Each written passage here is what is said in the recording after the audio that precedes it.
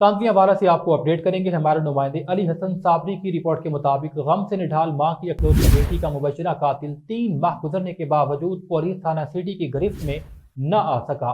ज़ईफुल उम्र मां हुसूल इंसाफ के लिए दर बदर ठोकरें खाने पर मजबूर हैं। सिटी थाना तांतियावाला की हदूद सरवर कॉलोनी की रिहायशी ज़ईफुल उम्र खातून अपनी अकलौती बेटी के मुबजना कत्ल के हवाले से हुसूल इंसाफ के लिए ठोकरें खा रही है।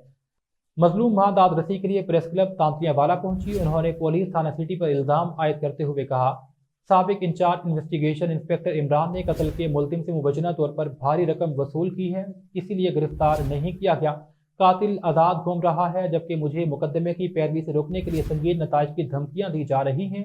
उन्होंने मजीद कहा, बीबी मेरा नाम है, मेरी बेटी का इला कतल हो गई, 3 महीने हो गए ने, चौथा महीना चल पिया, कोई पुलिस नहीं। इमरान खान ने मेरे पैसे लैके इमरान साहब ने छड़ दिते ने बंदे। बट्टू को 3 लाख रुपया लिया सी, जिन्हें पिस्टल दिता सी, जिंदे को मोटरसाइकिल बरामद होया है।